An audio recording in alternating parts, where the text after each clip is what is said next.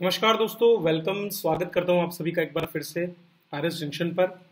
जैसा कि हमने शुरुआत की है आरएस मेंस आंसर राइटिंग की पॉलिटी के लिए, और आज ये हमारी दूसरी कक्षा है जिसमें हम एक और महत्वपूर्ण बिंदु पर चर्चा करेंगे और प्रश्नों के माध्यम से इसे समझने का प्रयास करेंगे और ये भी देखेंगे कि ऐसे प्रश्नों के उत्तर कैसे लिखे जाते हैं। तो उम्मीद करता हूँ आप सभी अंत तक मेरे साथ बने रहेंगे ताकि इस विषय में आपकी जो समझ है वो और विकसित हो सके। चलिए तो शुरुआत करते हैं। और आज का जो हमारा टॉपिक है वो है संविधान सभा के प्रतिनिधित्व की प्रकृति क्या रही है। दोस्तों, संविधान सभा जो है इसका प्रतिनिधित्व कैबिनेट मिशन के आधार पर स्थापित किया गया है और इससे जुड़े बहुत से प्रश्न हमारे बनते हैं, जैसे कि भारतीय संविधान सभा के प्रतिनिधित्व की प्रकृति का मूल्यांकन कीजिए, या फिर भारतीय संविधान सभा में सभी वर्गों का प्रतिनिधित्व नहीं था। इस तरह के भी जो है आलोचना इसकी की जाती रही है, इसका विश्लेषण कीजिए।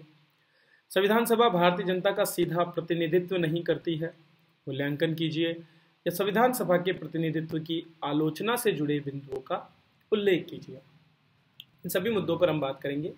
देखिए, कुछ शब्द हैं यहाँ पर, जैसे कि मूल्यांकन शब्द है या विश्लेषण शब्द है, तो कई बार हम इन शब्दों में ही उलझ कर रह जाएं, ऐसा नहीं होना चाहिए। मूल्यांकन शब्द मूल्य अंकन को दर्शाता है।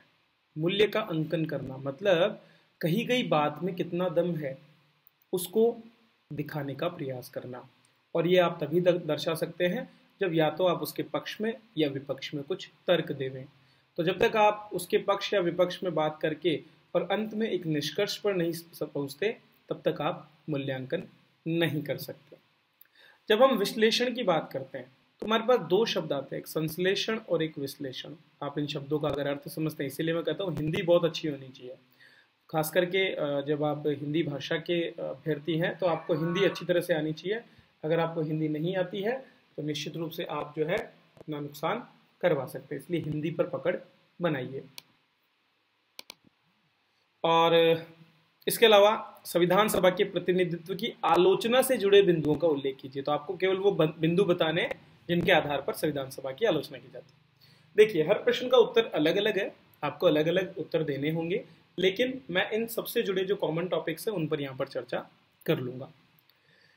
संविधान सभा की बेहतरीन व्याख्या करने का काम जिस विद्वान ने किया है वो है ग्रैनवेल ऑस्टिन। ग्रैनवेल ऑस्टिन ने बहुत डिटेल में बताया है कि कैसे जो हमारी संविधान सभा है उसकी क्या प्रकृति है और कैसे ये काम करती है।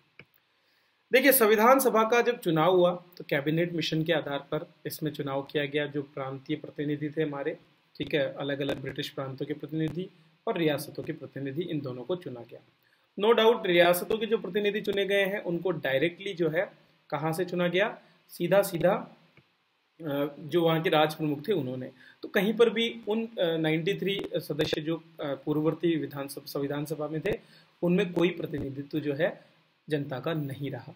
लेकिन ब्रिटिश प्रांतों से जो प्रतिनिधि चुने गए थे वे दरअसल वहाँ की प्रांतीय विधायिकाओं द्वारा चुने गए थे, और प्रांतीय विधायिकाओं ने जो है अपने गणमान्य जो सदस्य थे उनको भेजा चुन करके। तो एक तरह से अप्रत्यक्ष रूप से जनता के चुने गए प्रतिनिधियों द्वारा ही उन्हें चुना गया था, जैसे कि वर्तमान में राज्यसभा में होता है। तो प्रांतीय विधायिका के सदस्यों ने चुना, तो निश्चित रूप से कहीं ना कहीं जनता की अभिव्यक्ति या स्वीकृति इसमें रही थी। एक और नेगेटिव बिंदु ये था कि उस समय वोटिंग करने वाले लोग जो ज़्यादातर होते थे वो या तो शिक्षित लोग थे और या फिर जिनके पास में एक आयकर देने वाले लोग थे, उन्हीं लोगों को उस समय वोटिंग का अधिकार था। बहुत कम लोग जो है उस समय वोट देते थे, तो ऐसे में भी कहा जा सकता है। लेकिन आप सभी जानते हैं कि जो सदस्य हमारी संविधान सभा में चुने गए हैं वे सभी राष्ट्रीय नेता थे, और इन राष्ट्रीय नेताओं का उद्भव अपने अपने क्षेत्र में जनता के बीच से हुआ था, और इन राष्ट्रीय नेताओं के लिए राष्ट्रहित जो है वो हमेशा से सर्वोपरि रहा है। जैसा कि हमारे संविधान के निर्माण के दौरान जो घटनाएं हुई उनसे भी हमें दृष्टिगोचर होता है। तो हम ये तो कह सकते हैं कि जिन लोगों को चुना गया वे लोकप्रिय नेता थे, और इन लोकप्रिय नेताओं में एक तरह से पूरे देश की स्वीकृति सामने देखने को मिलती है।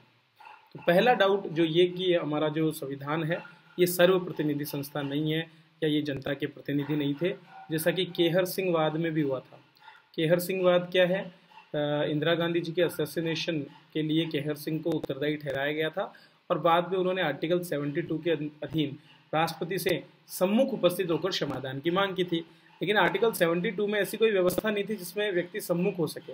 तब केहर सिंह वाद में कहा गया था कि संविधान सभा, उन्होंने मतलब जो वकील थे उन्होंने दलील दी थी कि संविधान सभा जो है वो भारतीय जनता का प्रतिनिधित्व नहीं करती है। इस तरह की बात यहाँ पर कही गई थी। तो राष्ट्रीय नेता होने की वजह से, लोकप्रिय होने की वजह से निश्चित रूप से, प्रत्यक्ष रूप से तो नहीं लेकिन अप्रत्यक्ष रूप से जनता का समर्थन इनको यहाँ पर प्राप्त था। कांग्रेस का आधिपत्य कई बार बताया जाता है कि केवल कांग्रेस का ही आधिपत्य था। तो 205 सदस्य कांग्रेस से थे, ठीक है, और जब विभाजन हुआ तो उसके बाद लगभग 82% लोग जो है सीधे सीधे कांग्रेस से जुड़े हुए थे।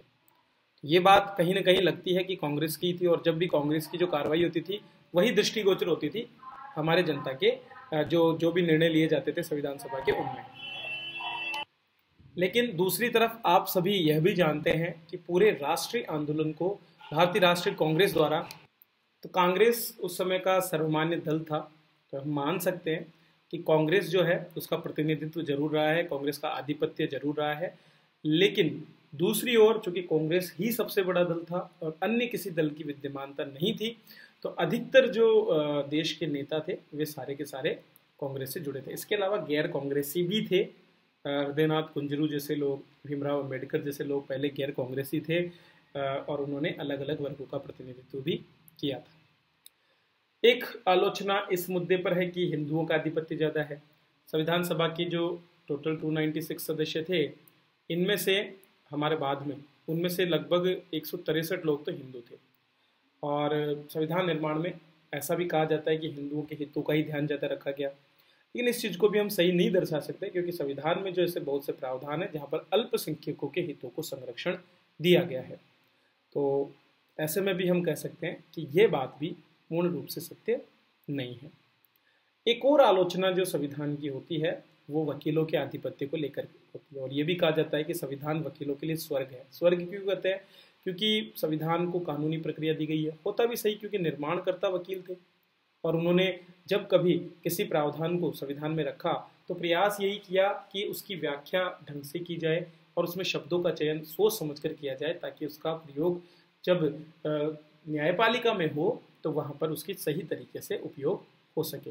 लेकिन इस वजह से आज भी कोई व्यक्ति अकेला जो है सीधा न्यायालय में नहीं जा सकता, उसे वकील चाहिए होते हैं, और वकीलों के बिना संविधान के प्रावधानों को हम समझ नहीं सकते। लेकिन ये भी पूर्णतया सत्य नहीं है, क्योंकि यूपीएससी के बहुत से ऐसे एस्पिरेंट्स हैं जो भी आप देखते हैं, हम लोग भी तो पढ़ते हैं ना इनको, और अगर हम ढंग से पढ़ने का प्रयास करते हैं तो इनको समझना कोई इतना कठिन कार्य नहीं है। तो हर एक पक्ष के अपने पहलू हैं, हर पक्ष का अपना एक जो है नेगेटिव पॉइंट भी है। दोनों को आपको ध्यान में रख के इन चीज़ों को बताना है और प्रयास करना है उन सभी प्रश्नों का उत्तर देने का जो मैंने ऊपर आपको बताया। उत्तर लेखन का काम आपका होगा, ये स्किल आपकी होगी। मैटर देने का और उसे कैसे परोसना है ये चीज़ बताने का काम मेरा होगा। मैंने यहाँ पर वही किया है, आपको हर पहलू जो जुड़ा हुआ है इस बिंदु से उस पर मैंने चर्चा की है। तो आपका काम क्या बनता है, आप एक सफ़ेद पेपर लीजिए, ऊपर दिए गए प्रश्नों को लिखिए और उनके पक्ष विपक्ष में तर्क देते हुए एक अपने सटीक उत्तर पर पहुँचने का प्रयास कीजिए। जब तक आप ऐसा करना शुरू करेंगे तो निश्चित रूप से धीरे धीरे आपका कॉन्फिडेंस लेवल भी इंक्रीज होगा और आप आगे भी बढ़ेंगे। चलिए, तो आप जुड़ सकते हैं हमारे साथ में हमारे पॉलिटी के कोर्स में भी, जो कि अवेलेबल है RS जंक्शन ऐप पर, जिसका लिंक मैंने डिस्क्रिप्शन में दिया है। वहाँ पर मैं इन सभी मुद्दों पर डिटेल में चर्चा कर रहा हूँ, पूरा कंप्लीट पॉलिटी हम पढ़ेंगे उसमें। तो आज ही आप दिए गए डिस्क्रिप्शन के लिंक से इस कोर्स को ज्वाइन कर सकते हैं और अपनी तैयारी को आगे बढ़ा सकते हैं। चलिए, मिलता हूँ ऐसे ही प्रश्न के साथ अगले वीडियो में। तब तक के लिए आप सभी का बहुत बहुत धन्यवाद।